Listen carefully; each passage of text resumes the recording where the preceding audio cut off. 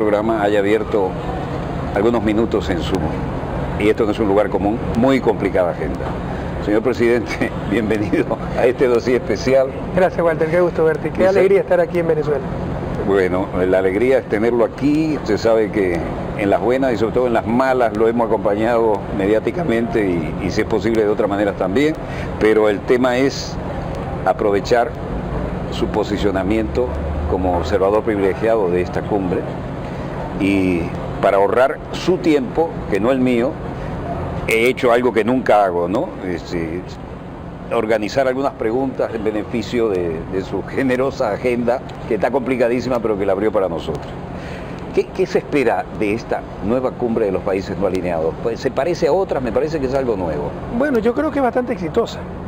De acuerdo a lo que escuché al presidente Maduro, 120 delegaciones, de ellas más de 100 de estados, otras son de organismos internacionales, etcétera.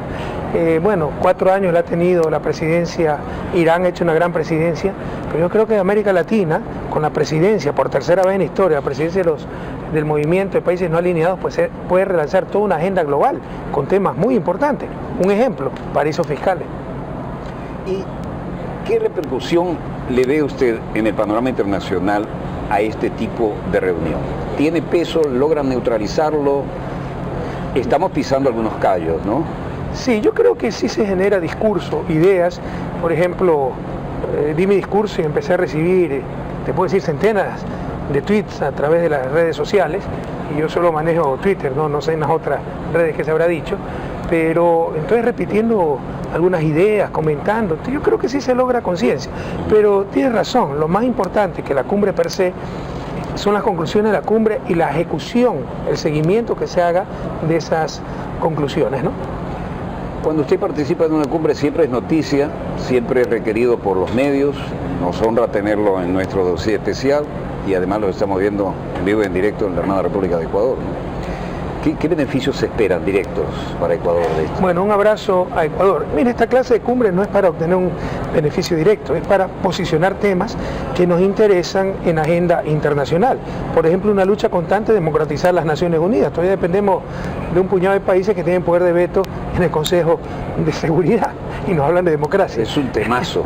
No, pero por eso nació el movimiento, básicamente, ¿verdad? Para la democratización de las Naciones Unidas. Son los temas de siempre, la paz, el desarme, etcétera. Pero hay nuevos temas muy importantes. Uno, te decía, los paraísos fiscales. Otro, el firmar acuerdos vinculantes para protegernos las transnacionales que aplastan derechos humanos, derechos de la naturaleza y quedan en la impunidad.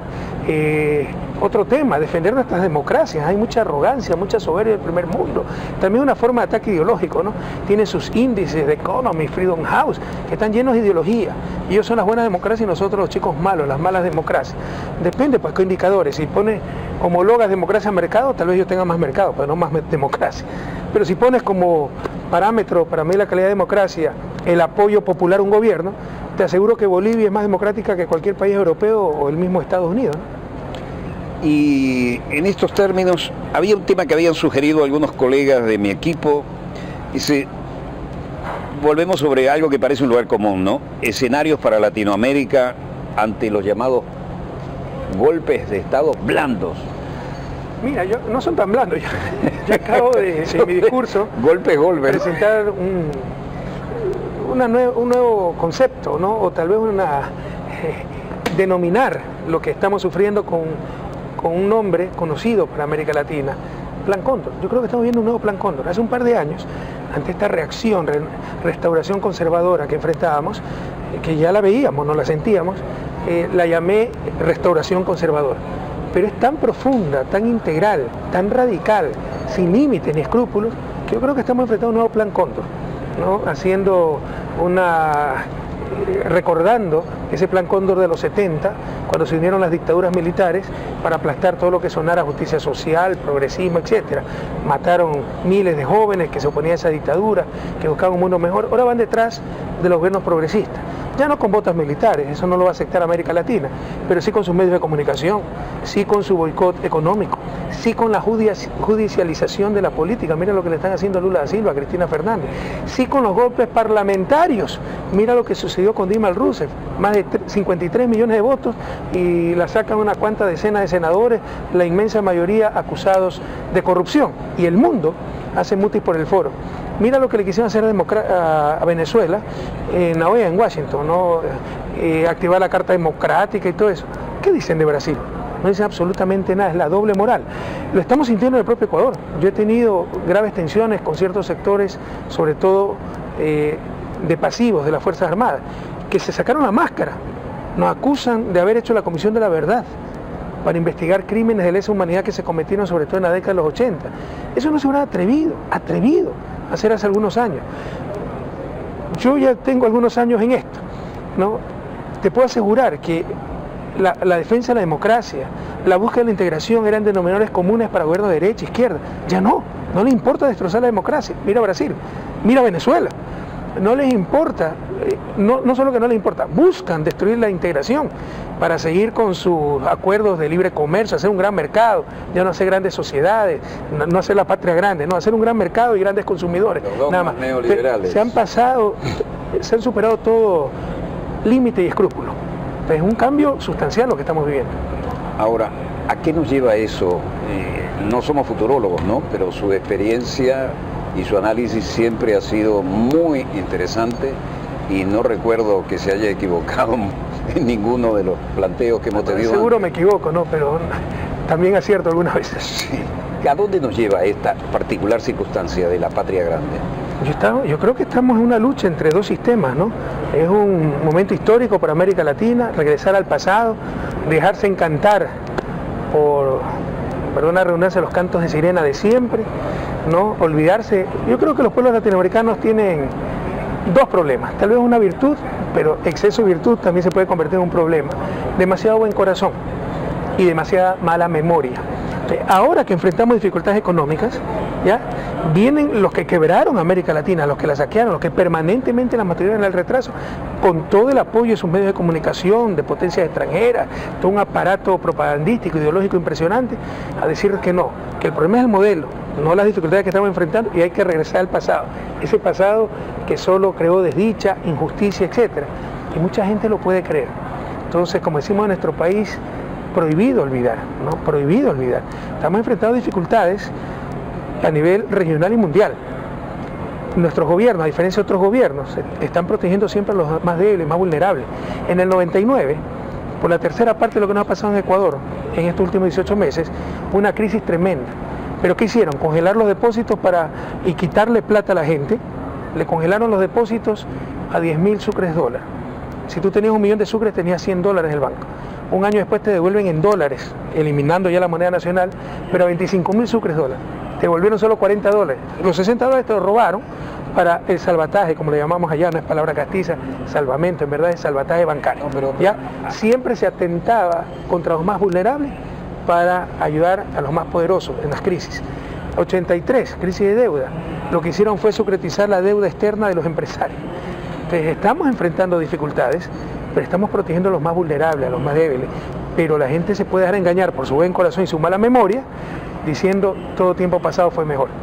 Pero este eufemismo de los golpes blandos en América Latina, ¿cómo se lee esto? ¿Por qué le llamas eufemismo? Porque es una realidad. O sea, son golpes no violentos en el sentido de que no nos sacan la definición, ¿no? En el sentido de que no nos sacan los tanques, etcétera, ¿no? Pero son golpes. Es desestabilizar. Claro, la contradicción entre golpe y blando puede ser, ¿no? Un oxímoron. Pero estábamos viendo como una nueva era, la gente progresista con cierto optimismo, de gobiernos progresistas que estaban haciendo lo suyo a la medida y a las distancias de cada país. O sea, mira, Ecuador estos últimos 18 meses han sido durísimos, pero tenemos el doble de Producto Interno Bruto que hace 10 años. El PIB per cápita nos ha sido 70%. Nos reclasificaron de país de desarrollo humano bajo a desarrollo humano, pero medio a desarrollo humano alto. País de renta media baja, país de renta alta.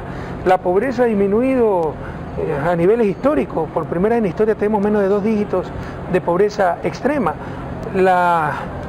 inequidad. Solo junto a Venezuela y Uruguay somos los países que más, ahorita somos los países más equitativos o menos inequitativos de la región. Entonces son logros históricos, pero muchas veces nuestros pueblos, y tal vez eso es algo que debemos tomar muy en cuenta y concientizar más políticamente, etcétera, es como un entrenador de fútbol. Puede tener 30 victorias seguidas, 3 campeonatos, que perdió 2 partidos y ya la gente grita afuera el entrenador. Entonces, eso es un poco falta de conciencia política, ¿no?, que tal vez nos falta trabajar. Ahora, esta red relativamente, digo red por usar un término tosco, pero había una especie de sinergia entre gobiernos de alguna manera progresistas y veíamos gobiernos con un mínimo sentido de patria grande que lo asumían además y buscando fundamentalmente y primero el bienestar de sus respectivos pueblos. Y veíamos gobiernos progresistas y de repente empiezan a caer uno tras otro. Esto no puede ser una casualidad ni algo aleatorio, ¿no? No estoy tan de acuerdo contigo, ¿no? Tampoco, yo creo que son momentos difíciles, pero tampoco trágicos. América Latina ya cambió, nuestros países, Venezuela ya cambió, Bolivia cambió, Ecuador ya cambió. Hemos tenido reveses, la tendencia progresista, el socialismo del siglo XXI, pero no es que son tiempos trágicos tampoco. El momento económico es duro, tú sabes que la política está muy condicionada a la economía, salvo si la gente tiene una gran conciencia política, que tal vez todavía nos falta por construir, como te decía hace un momento. Pero bueno, se perdió en Argentina. ¿Pero con cuánto pues se perdió? Scioli sacó el 49%. Aquí se perdieron las legislativas. Pero un gobierno, el gobierno de Maduro llevaba 2 años, pero el proceso bolivariano lleva 14, 15 años más, ¿no? Llevaba 15 años al menos, y sacó el 40%. Lo que pasa es que todos se unen contra nosotros. Entonces hay que relativizar esas cosas, ¿no?, y ser muy objetivos. Yo creo que son momentos difíciles, pero tampoco momentos trágicos. Superaremos esta coyuntura y saldremos más fortalecidos incluso. Mira lo que han tenido que hacer en Brasil para acabar con el Partido de los Trabajadores, 13 años de Partido de los Trabajadores. Nunca lo pudieron vencer en las urnas.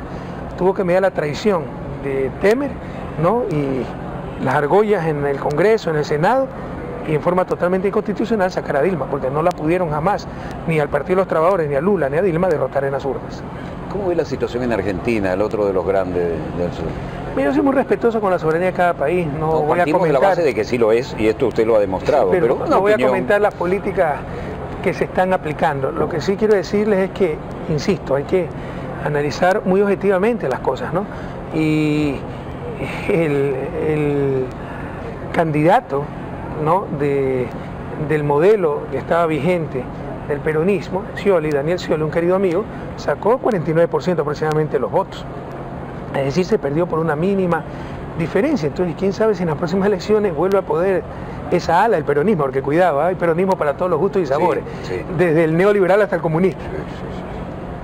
Y además aquel Perón que se inspiró cuando era agregado militar en la época de Mussolini en Italia, no es el que calzaría ahora. Acuérdate que Menem era peronista, sí. El neoliberalismo, el neoliberalismo, y el entreguismo, el entreguismo. Sí. ¿Cuál es en su privilegiado punto de vista? Porque usted viene, una vez le oí responder a algunos, no me vengan con esto porque yo me eduqué allá en el norte y sé cómo viene la cosa. Lo estoy remedando toscamente, ¿no? Pero fue lapidario lo que usted dijo y se me quedó grabado. ¿Hay margen para la gente progresista o vienen otra vez los neoliberales al ataque con una nueva fuerza? Por supuesto que están al ataque, revitalizados por las victorias relativas que han tenido en Argentina, aquí en las legislativas de Venezuela, lo que le acaban de hacer a Brasil. Te insisto, nosotros mismos vemos esos brotes ya de descaro, sacarse las máscaras.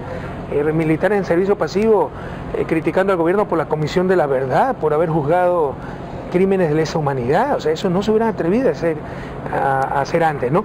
Ya boicoteando directamente la integración, despreciando la propia democracia. Eso no se veía hace unos años en nuestra América, así sea un gobierno de derecha, centro, lo que sea, no se veía. Entonces, por supuesto que hay esa restauración, como te digo, por supuesto que esa acción coordinada, ese nuevo plan Cóndor, pero por supuesto que siguen nuestros pueblos conscientes de lo que hemos avanzado, que no están dispuestos a volver al pasado. En Ecuador vamos a ganar las elecciones de febrero, verás, anótalo. Bien. Y me viene ahora a la mente una cosa que me encontré ahora repasando algunas noticias, y es un esquemita estadounidense que hasta sirvió para alguna versión cinematográfica, porque la frase es un claro y presente peligro, clear and present danger. Y resulta que eso la gente lo toma como un titulito de novela de acción, pero es una especie de código para entrar en el marco legal para que justifique alguna intervención en el área de influencia. Bueno, yo también he estudiado en Estados Unidos, ¿no? Por eso le digo. Entonces sé que la mejor manera de convencer a la gente de cualquier ataque, cualquier agresión, de romper el derecho internacional es decirle que la seguridad de Estados Unidos está en peligro. Cuestión de seguridad. Y ahí mira que declararon a Venezuela un peligro para la seguridad nacional de los Estados Unidos. Es una muestra del cambio de Venezuela, ¿no? Y aunque sea un peligro para Estados Unidos, antes que era Venezuela. Cuando antes dijeron, gracias a Venezuela se ganó la Segunda Guerra con su petróleo y todo lo que puso, ¿no? Porque ahí sí pudiera funcionar sus intereses Venezuela. Ahora, entonces, por supuesto que esa es la muletilla para justificar cualquier agresión, cualquier intervención, cualquier injerencia. Eso me llamó la atención que apareció en un documento últimamente y era cita textual, ¿no? Un claro y presente peligro. Digo, bueno, esta es la contraseña para tener libertad de movimiento a través del Congreso para alguna... El mejor argumento para lograr consenso popular en Estados Unidos frente a una nación es decir que está en peligro la seguridad de Estados Unidos. Mira lo que fue Irán, ¿no? Lo que fue Irak, lo que fue Afganistán, todo en función de la seguridad. Gaddafi, el Irak de Saddam Hussein, personajes que conocimos, que entrevistamos y aquellos pueblos gozaban de un estándar de vida realmente. No solo eso, en el caso de Irak, ¿no? Era aliado pues, al principio, y luego el dictador que atentaba a los derechos humanos, o sea, la cuestión es no si son buenos o malos, es si son aliados a ellos o no, eso es todo. Y además depende de la circunstancia variable también, ¿no? Qué barbaridad. Y bueno, aquí había alguna sugerencia de la gente de mi equipo, dice... ¿Se tiene prevista alguna ronda o mesa de trabajo para impulsar o actualizar convenios de cooperación a partir de esta cumbre? En el movimiento no alineado, en la relación bilateral con Venezuela. En ambos casos. Porque en la relación bilateral con Venezuela teníamos reuniones periódicas cada 6 meses con nuestros equipos de trabajo, ¿no? Sin llegar a ser gabinete, pues había una importante presencia de ministros, porque con Colombia y Perú, nuestros vecinos, países limítrofes, sí tenemos cada año gabinete binacional que han sido... Ya ha funcionado muy bien. Han sido un éxito total, ¿no? Y han sido métodos de trabajo muy eficientes. Pero acá teníamos importantes equipos, ¿no? Que nos reuníamos alternadamente en Venezuela, Ecuador, etcétera. Ese mecanismo de trabajo se ha parado, pero entre otras cosas por las dificultades que hemos enfrentado, porque ese también es otro punto, ¿no? Cuando nosotros hemos enfrentado dificultades económicas impresionantes, o sea, a mí se me derrumbó el precio del petróleo, se activó cuestiones naturales, se activó el Cotopaxi, se previó, finalmente fue un invierno fuerte, pero se preveía un fenómeno del Niño, es decir, intensa lluvia. Tuvimos intensas lluvias sin llegar a ser el Niño, pero un invierno muy fuerte que nos bloqueó carreteras, etcétera. Y como si fuera poco, el terremoto del 16 de abril, que es la mayor tragedia de los últimos 70 años que ha sufrido el país. Perdimos un juicio, de esos juicios írritos contra Occidente, tuvimos que pagar 1.000 millones en 6 meses, por una economía de 100.000 millones, es un punto del PIB. Entonces, ya no digo que nos falta que nos caiga un meteorito porque nos cae el día de mañana, ¿ya? Y sin moneda nacional, se nos apreció el dólar cerca de 30%. Colombia nos depreció más de 80% en un momento dado. Tú mira la experiencia de la convertibilidad argentina. La convertibilidad es un sistema menos rígido que la dolarización. Y por lo que le pasó a Argentina, a la convertibilidad en 12, 13 años, la crisis asiática, depreciación del real en Brasil, etcétera, estalló la convertibilidad. A nosotros nos ha pasado eso y más en 18 meses. Y seguimos adelante. Entonces, cuando tú tienes todos estos problemas, te tienes que concentrar pues, en los problemas internos. Ya no estás tan preocupado de la integración, de las relaciones bilaterales, etc. Quieran o no, te distrae la atención. Hay prioridades. Entonces, eso le ha pasado a Venezuela, Ecuador, y yo te digo regionalmente. Y también uno de los motivos para que se haya desacelerado un poco, yo creo que temporalmente, ese ímpetu de la integración.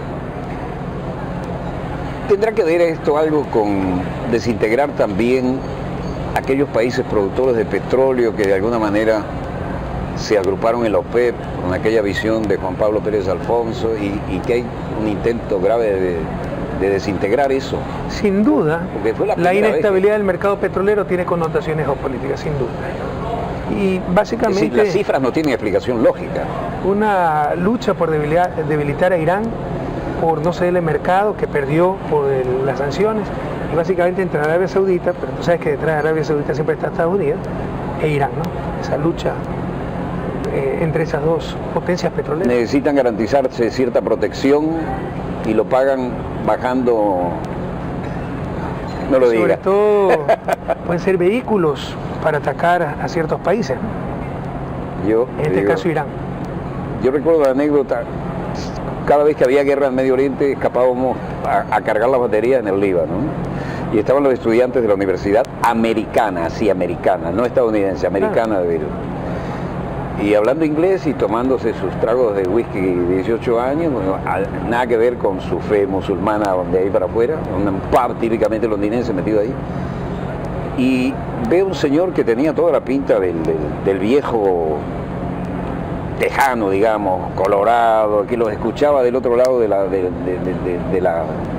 rueda del típico pub, del otro lado, y estos dándose bomba, hablando en inglés, porque hemos puesto de rodilla a los estadounidenses, y hemos puesto de rodilla a aquellos, y hemos valorado el precio del petróleo, hijos de millonarios que estaban ahí violando sus reglas del Corán, echándose trago de whisky del más caro, y yo estaba en el medio de una herradura, ¿no? Y veo este tipo con cara del propio gringo tejano colorado que se ve que ha pasado su vida abriendo pozos de petróleo a lo mejor, ¿no? Y de repente el tipo le da un manotazo a la barra y dice: bullshit, ustedes no saben nada de lo que están hablando. Ustedes están ahí porque los venezolanos nos fregaron a todos y fueron los que crearon la OPEP, y de ahí vinieron los problemas y de lo que ustedes se están aprovechando. Ahora, eso pasó a la historia, ¿no? Le han buscado la vuelta a la O OPEP. sea, claramente la OPEP se ha debilitado y hay peligro de que se desintegre, ¿no? Porque la OPEP, el me da peso impresión. relativo a Arabia Saudita... ¿Pero qué es? A cambio de te doy seguridad y vas a tener tu cabeza sobre los hombros y sobre tu cabeza la corona. Nuevamente, no, somos muy respetuosos de todos los países, de la soberanía de cada estado, pero esto claramente tiene connotaciones geopolíticas, ¿no? Bueno, otra pregunta del equipo dice: la importancia del ALBA en medio de las actuales circunstancias en Latinoamérica. Bueno, ALBA Parece un lugar básicamente, común, pero es básicamente un foro político ideológico. Comunes, ¿no? No, es un foro político ideológico. Sí. O sea, a diferencia de UNASUR, que es gobierno de derecha, de izquierda, para la integración regional, para proyectos de infraestructura, para tener una política de defensa común, etcétera, etcétera. No, el ALBA son gobiernos de izquierda, ¿no? Que quieren tener su voz a nivel internacional, a nivel de las diferentes instancias como Naciones Unidas, OEA, etcétera, y ha funcionado bastante bien en ese sentido. Yo estoy tentado a hacerle algunas preguntas más. Dice: ¿alguna visión, propuesta o planteamiento a consensuar caras en la Asamblea General de la ONU? Yo no voy a ir. Y te cuento una anécdota, porque no me gusta ir. Creo que fue el año pasado porque nos pidió el propio Ban Ki-moon y porque se iba a hablar de la cuestión ambiental, donde Ecuador tiene muchas ideas y era el preámbulo para la COP21 en París. Pero cuando llegué recién a la presidencia en el 2007, fui con mucho entusiasmo a la asamblea para hablar y que nadie escuche. Y después tengo una fila de personas atrás del escenario diciéndote: jamás hemos escuchado una intervención tan iluminada, la mejor de la historia de la humanidad, ¿no? Una serie en el cual le llamamos lambonería, no sé cómo se llama en Venezuela. Pero no solo eso, cuando quise salir, atravesando la calle para ir a mi embajada, no lo pude hacer. Habían cerrado las Naciones Unidas, los presidentes no podíamos salir, presidentes de países soberanos. ¿Por qué? Porque llegaba Mr. Bush.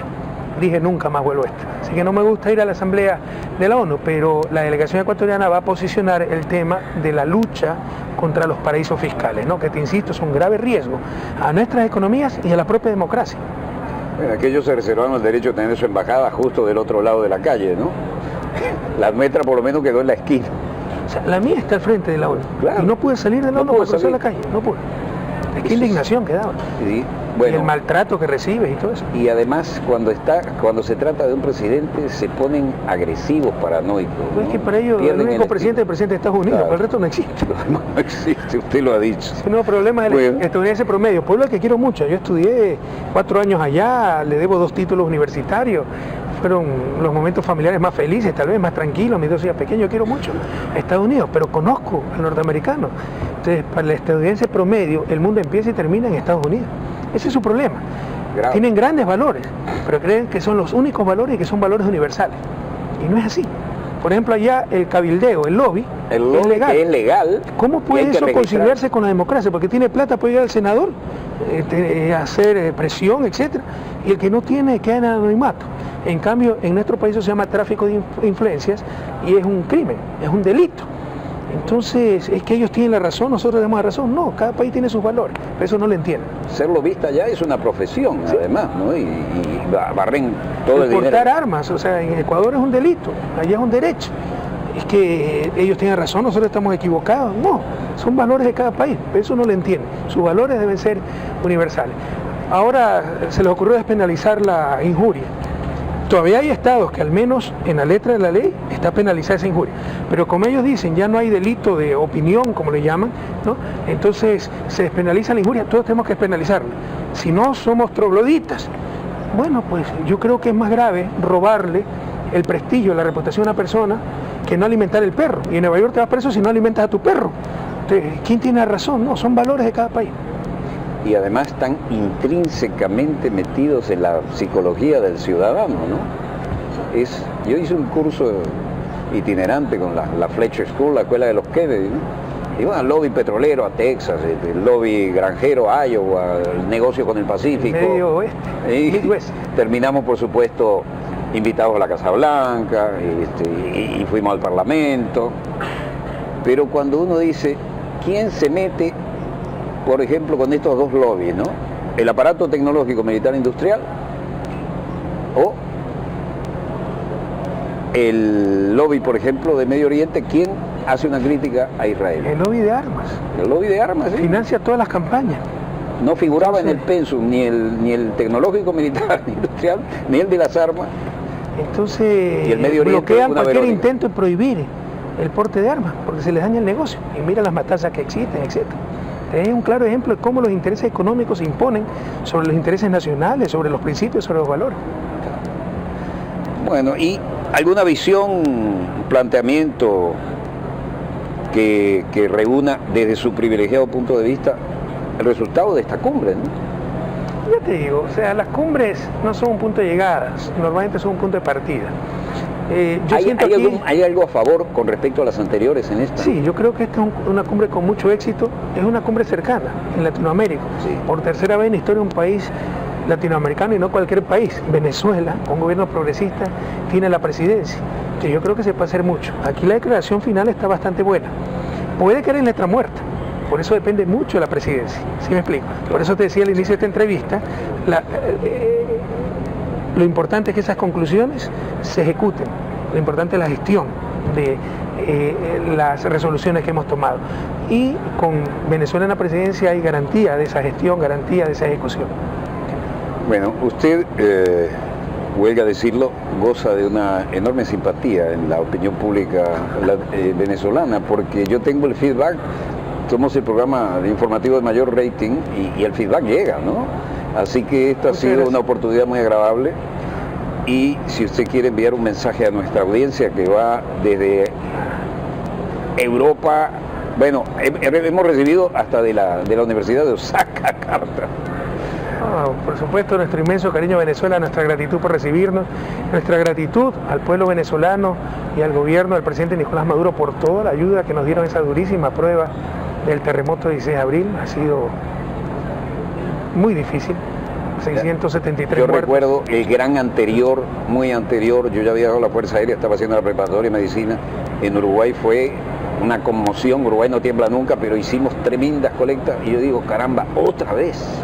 Mira, fue un terremoto de casi 8 en escala Richter. Casi Felizmente, 8. dentro de la tragedia, fue un sábado casi a las 7 de la noche, en la costa, al lado del mar. Entonces nadie estaba en las casas, no había colegios, no había oficinas públicas, sino fácilmente el número de muertos, si era en horas laborables y de colegio, alcanzaba las 10.000 muertes, ¿no? Entonces ha sido durísimo, son 3.000 millones de pérdidas, 3 puntos del PIB, 0.7% menos de crecimiento, pero la tragedia ha sido más fácil de llevar con ayuda de los hermanos y la solidaridad internacional, y queremos agradecer a Venezuela toda la ayuda que nos brindaron y darle nuestro abrazo fraterno al pueblo bolivariano, que no se rinde, ¿no?, con el espíritu de Bolívar, con el espíritu de Chávez, y sepan que tienen a un pueblo hermano, el pueblo del Ecuador. Muchas gracias, y es recíproco. Mire, presidente, quiero hacer la entrega de un par de libros. Esta es una recopilación de frases de las tantas que fue produciendo el comandante Chávez. Fue recopilada por Carlos Herrera y su equipo. Dice: frases y pensamientos de Hugo Chávez, el legado. Tiene su peso específico, además del peso físico. Es que los discursos del presidente Chávez eran larguitos. Pero son frases, no son discursos. Por eso, pues, todos los discursos que dio para bastante. Sí. Tremenda enciclopedia, muchas gracias. Y quisiera tener el honor de entregarle el último de mis libros, que se llama 76 Domingos, porque para poder completar esto, que era el compromiso de llenar una página dominical en un diario de amplia circulación, significó que fueron 76 domingos sin ver playa, ni montaña, ni nada, escribiendo hasta el último momento para que los acontecimientos que entregábamos el viernes o el sábado en la mañana no nos pasaran por encima. Resultó ser el libro más vendido de la Feria Internacional del Libro. Wow, felicitaciones. Pero como no me felicite tanto, porque y muchas gracias de todas maneras, porque esto es El Perro y la Rana, que es la editorial que creó el comandante Chávez, y como se trata de somos solidarios o no, siendo el más vendido y agotado 5 veces, yo renuncié a mis derechos de autor, así que no me felicite tanto. ¿Y por qué renunció a su...? Porque me pareció una cuestión solidaria, ¿no? Eso es otra cosa, pero no hay de qué arrepentirse. No. Yo también, el libro que tengo... Un poco humor ácido. El último libro que lo acabé en la presidencia, que lo copien, que lo pirateen, lo importante es que lo lean. Lo bueno de eso es que... Pero es increíble, esta editorial le hizo el comandante Chávez, ¿no? ¿En qué lo estuvo? Sí, esto es impresionante. A mí me tocó hacer el prólogo, uno de los prologuistas de ese. Ahora, se puede leer independientemente, cada capítulo es diferente, y creo que es una recopilación de los eventos contemporáneos con un enfoque que de alguna manera caló. Yo no tengo sino el profundo agradecimiento, gracias a ti, en nombre del equipo Dossier, que me honro en dirigir como productor. En este caso es un equipo aleatorio, a todos, así que no le hago justicia a todos ellos porque no tengo los nombres, pero si les digo los nombres de todos ellos, el programa va a terminar un poco lento y no es su estilo ni es el mío. Un placer haberlo tenido aquí. Un saludo a los hermanos de Ecuador que nos han visto en vivo, nos verán en diferido en nuestro Dossier, del cual como productor y presentador soy el responsable, y quisiera saber si usted tiene algún pensamiento para finalizar esto. No, solamente reiterar nuestra gratitud a Venezuela, nuestro cariño a Venezuela y el compromiso en el espíritu de Simón Bolívar y de grandes latinoamericanos como Néstor Kirchner, Hugo Chávez, de seguir construyendo la patria grande, la patria de todos. Un abrazo, Venezuela. Sepa que se le quiere y se le aprecia. Gracias. Y se le admira sin ninguna otra cosa que el reconocimiento de sus méritos. Muchas gracias, Walter. Donde quiera que se encuentren, de ese lado del receptor, esta ha sido desde la cumbre de los países no alineados en la hermosa isla de Margarita, nuestra perla del Caribe, una excelente oportunidad de encontrarnos con uno de los estadistas que, por qué no decirlo, admiramos. No son muchos los que hoy en día podemos decir así, porque no basta la forma, sino también el contenido y el carisma que no es nada despreciable en este caso. Donde quiera que se encuentren de ese lado del receptor, les habló Walter Martínez, productor y conductor de Dossier. Disponga usted de las cámaras, señor director.